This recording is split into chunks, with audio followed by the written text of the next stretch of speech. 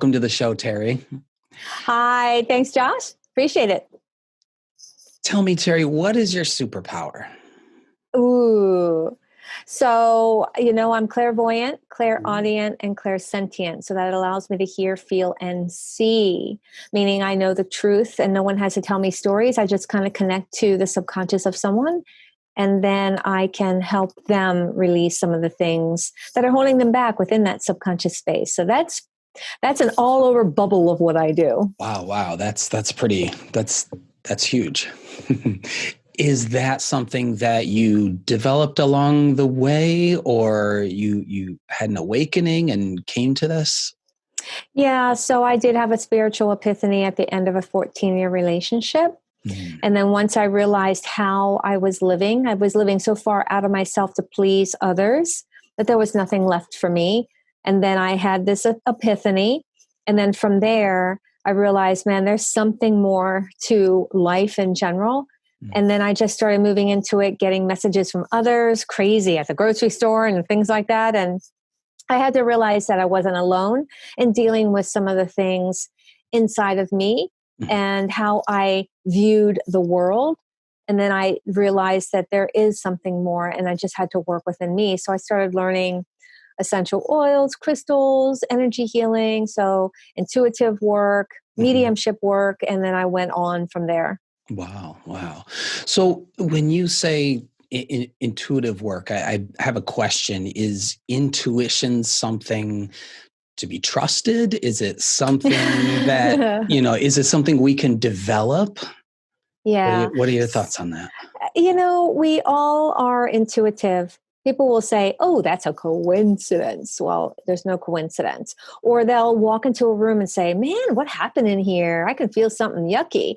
That's your intuition. That's your feeling, right? Mm-hmm. But a lot of people just blow it off, push it off. They have thoughts in their mind and that answer comes to them. They call it a coincidence, but no. Your intuition is trusting that inner you, clearing your head and letting the answers come in, taking guided action on those answers. So it's not just one thing, it's a conglomerate of quite a few things, but it is about trusting how you receive, what you receive, how your body feels, what you were thinking before that. Mm-hmm. Okay.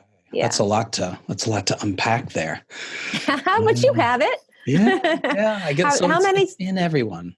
Yeah. How many times have you had a thought and then it happened? Like, I'm thirsty. You're driving to work. You walk in and someone hands you a bottle of water. Right. And is that related to empathy, do you think? So when everything that you do is energy related, from your voice to your arm movements to your thoughts. I say that when someone has a thought, it can be released, and look at it as like going out from you in a puff of smoke. And it goes into this space called collective consciousness. And from there, let's focus on work. You go to work, and your coworkers, if they're clear-minded and not thinking about their deadlines and chaos around them and their family needs and wants, if they have a space to clear their mind, they might be in the kitchen making a cup of coffee and they're not thinking of anything. They could pick up a thought that you might have thought and then walk, and go, oh man, hey Josh, I was just in the kitchen. You want some water? Because they just thought, I bet you he wants something. They took guided action. That's your intuition. That's you manifesting you want it, them picking up on the thought, them taking guided action, and then making it happen for you. So it's a combination of both of you trusting that you put a thought out. So it can be more than just a cup of coffee or a bottle of water. It can be manifesting a partner or a job or income, abundance, a trip, anything. You seem like you're very internal and connected with who you are and who you are with the external world as well. Do you, or have you thought about this in relationship to the term flow or flow state? So yeah, absolutely. Many people come to me and their first thing, I'm stuck. And whatever stuck relates to them from some of the things that I just listed. And so for me, I trust what I see. So they can be flashes. They can be, I'm having a conversation with someone and all of a sudden I'll start seeing something like multidimensional. I'm talking to them, I'm present with them, but all of a sudden I saw a horse, and it could be that something needed to be told to the person about a horse. And the flow with this is that I trust it, and being able to trust it, the messages that I receive, the things that I hear, and taking action on it allows things to be easier for me. A good example, I'm creating a new stream of income, and it has to do with real estate. And I was sitting in traffic, and was thinking about it for months about what would I like to create a new business. And as I was stuck in traffic, I saw a flash of a face of a person I hadn't seen in 5 years. Well, fast forward, I reached out. In 24 hours, I was in his office. In 48 hours, I jumped in and I'm starting to create a new business in real estate. So it's just something else, another stream of income. I'll never leave my spiritual work, but just something. And I trusted it so much that I knew that it was perfect. And it's creating the space of the flow. Right. It's easy. Learning it is easy. Working with people is easy. Everyone coming to me is offering me answers. It's easy. That's how flow works. Trusting it, taking guided action on the answer, how it comes to you. May it be a thought in your mind, someone telling you something, an email that, comes across to your computer or whatever. Mm-hmm. Yeah, I love that, you brought up the point about trusting it. And I think by trusting it and acting on it, you're encouraging it to come out more than often people, if you don't act on it, it stays bottled up inside. Yeah, exactly. Just like when I saw the flash of this person I hadn't seen in a long time, I could have just easily, whatever, I have to figure it out. And that's what a lot of people do. They put the stop sign on the answer. And then they're like, I need an organizational chart to see the answer. They're slowing down the answer. And that's why some will say, it takes so long to get what I want, the answers but they're putting these direct stopping mechanisms, meaning the energy and the flow of that flow by not taking action on what they receive. Yeah. I mean, the mind and the subconsciousness is so complex. I mean, we're only scratching the surface. And do you think this is somewhat of almost like a daydream state, or almost like dreaming, where you're allowing the different chemicals and things to connect and you're actually listening to it? Yeah, I wouldn't really, in the sense where I was daydreaming in the car, I simply just asked, universe, because I had this two-way conversation. I said, I've been looking, thinking, feeling, I haven't got an answer, and I haven't gotten that full-blown excitement of, yes, this will work. So I have to feel and see and know. I have to use all my spiritual senses to say this is going to work, but I also trust enough to take guided action on it. And so when I saw that, meaning the flash of this person, I took action on it. I called him. I took the next step to come and meet with him. I took the next step. I slept on it. So I said, this sounds really great. However, let me meditate. Let me have a sleep cycle. That's what I call an overnight is a sleep cycle. And we woke up. And for me, it felt ease. I didn't feel nervous. I didn't feel like it was something negative coming at me, really making me feel like, I don't know if I want to do it. I just felt like it was a sense of, like when you know somebody for a long time, Josh, you have this feeling that it'll all work out. So I couldn't put my finger on my body saying, this is where the excitement button is, or this is how it's going to work out. Right. I just felt like, it's all going to be great. Let's do this. And I went ahead and took that action on it. I love how it's sort of like you mentioned your sleep cycle, and there's a lot of research about, if you have a question or you're dwelling on something, before you go to bed, write it down, get it out in the universe, and let your mind, body, the universe take care of the answer. And eventually that will, if you're listening, if you're open to listening to it, it's, the answer will appear. Yeah. And, it doesn't necessarily have to come to you in a form of hearing or seeing. I would tell people, I teach intuitive development. So I teach them to be more aware and mindful, more present in their life, more mindful of the answers. So I say, use your tools for success, meaning sticky notes. If you're trying to shift any patterns of being present, then you put sticky notes down the hallway, present, present, present. It'll make you start hearing things that are around you that you might have blocked off, outside children laughter or birds singing or buses driving by. Sitting at a stoplight, you were just saying to yourself, I would love to have a vacation. I'm tired.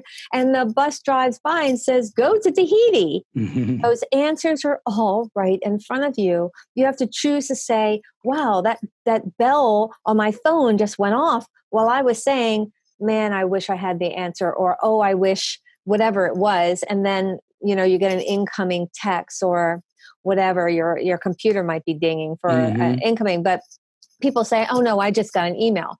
Well, if you just got an email, the exact moment you were having a thought, look at that and trust that as that can be the answer.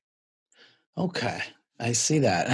I was wondering which way you were going to go with that, because I would almost think of that as possibly being that, there's a number of different things they call flow blockers, things that take you out of the zone. So I guess it's how do we interpret some of those things? Is it a distraction, or do we allow it to come into our lives?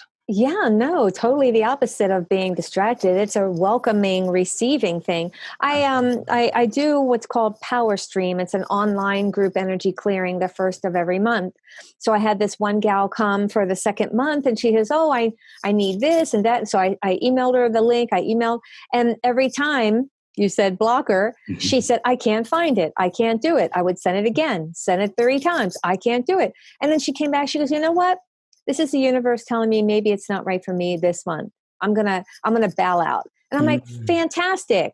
Because obviously there was something telling her, stop, because it wasn't in that flow that you've talked about. It wasn't easy. And so people have to be present. And if it's not easy, either your thoughts or something else is keeping you from the end result of what you're trying to accomplish. Is there anything specific that you do to get yourself into the flow state? Do you have any specific flow activities? I'm in it all the time, but someone who is just starting, I tell them, quiet your mind. You do not have to sit in a corner and you don't have to journal. The moments I create these processes that become part of your lifestyle. I was a single mom. And I said to myself, one more thing, I'm going to explode. I cannot add another thing. So what I realized is, as I teach intuitive development, I tell people, let's make it part of your lifestyle. You can meditate while you're in the shower, putting your clothes on, putting your shoes on, while you're eating. These are little pockets of time that you don't have to sit and think about deadlines or what you're going to do for the day. People are in the shower maybe between 5 and 15 minutes, depending on what they have to do in the shower. You don't have to think about the soap. You can wait for your deadline thoughts, meaning if you have some projects at work, after you get out. Just release the mind, clear the mind, do what you have to do. You can ask a question before you get in the shower, like, oh, I would like to know, or like to see, what's in store for me today.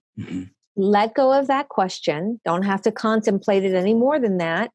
Get in the shower, clear your mind, do your work that you have to do in there by cleaning your body, and you will get answers or ideas or thoughts or even feelings.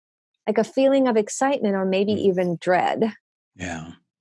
So you are promoting some type of mindfulness practice. Yeah. So, sorry about that. So, sometimes I'll go off in a different, different direction, but it is the strongest probability of getting to the answer that you want is by clearing the mind. So yes, by not focusing on everything you have to do, but doing the opposite and taking these pockets of time to clear that, and whatever comes in will be your answer. Don't push it away, because some people say in meditation, I'll just push these thoughts. Well, if it's a thought about what you're having for dinner, that's one. But if you're asking a specific question before you go into meditation, so yes, Mm. A mini meditation, clearing your mind, trusting what you feel. There may be a yes or no or maybe, trusting the maybe. I tell people the gap in maybe is giving you a little more time to lean toward the yes or toward the no, but to trust the maybe just as much as the yes and the no. Because sometimes people say, I get confused. I want to do this and I want to do that. However, live prosperously in the maybe, with gaining a little more time so you can have more clarity that'll move you into the yes and the no. So there's a couple of things that I do besides just, the mini meditations. It is the trust, the gratitude. I am Yes. grateful. I'm grateful for this moment that we've created here. I'm grateful for this warmth in my little, snuggly thing while I'm in this cooler room. So I'm grateful for even the little things, these earbuds that allow me to hear you right into my nugget and then talk to you directly into the microphone. So these are little things I hear that people just take for granted, that it's just something they don't think about. If it breaks, they get irritated. However, it worked for you before it broke. So just be grateful that you had it up till then, right? Right, right. Yeah, gratitude. I mean, it's sort of a buzzword right now, but it's an essential part of the process of living a high flow lifestyle. And it's, everyone should explore different, types of gratitude practices, I believe. Yeah. Yeah. But it's not just when someone gives you a gift or this gift of an opportunity. Hmm. Yes, we should, out of respect for ourselves and the others for gifting us this time, yes, be grateful. However, every breath you take is your opportunity to be grateful and to continue to live in the tick tock of the clock, every minute, every Hmm. hour, every experience you have, every opportunity you meet someone, everything. I was looking at your wonderful book there. Could you tell me a little bit about the power to change? Mm. Do people have the power to change? Absolutely. That's why I was talking about the tools for success. If Mm. anyone has, and the little stickies, that is a tool for success. Mm. That we have strong patterns that we own and operate from our childhood.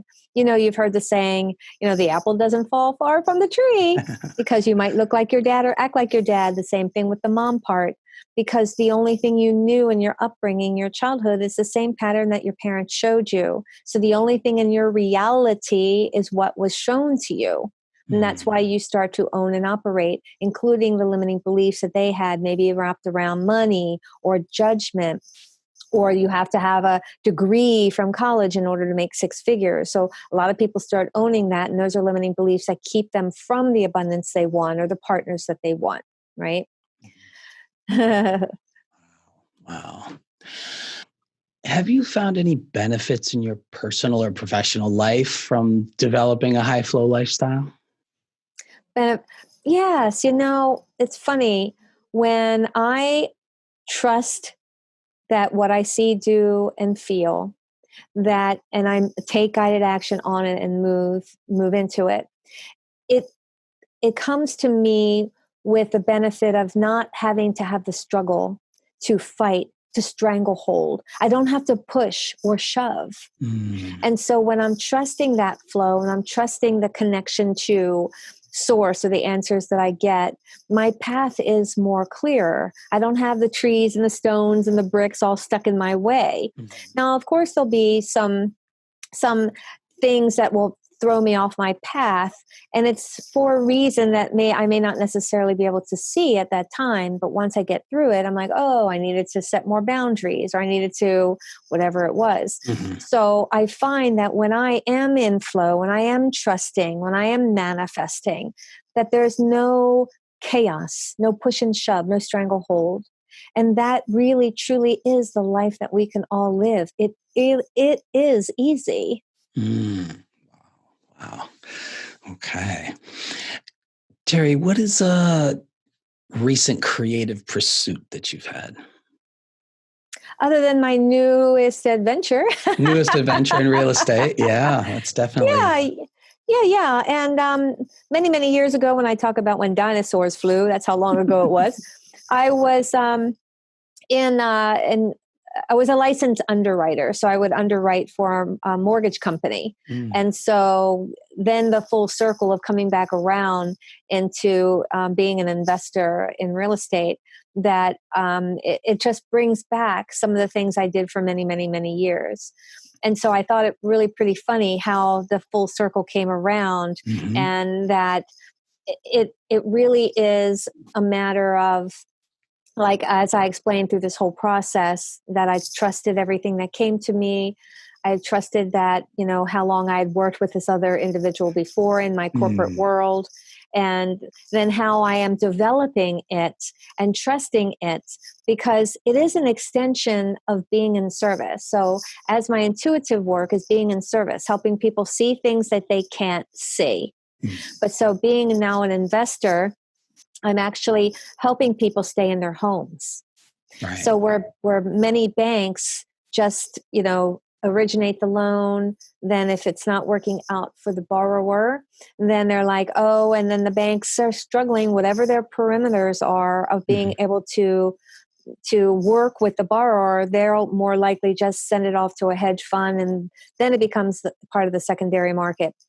Well, the secondary market is growing larger for private investors, but those private investors, now, a large sum of them, I'm not saying all of them, but a large sum of them are saying, this is our opportunity now to help others in another way. And this is where, you can work and reevaluate and give the borrower a fresh start in starting something anew when they're so far behind. So it's an extension of something that I already do in my spiritual world, and giving another opportunity to help them in a physical world as an investor.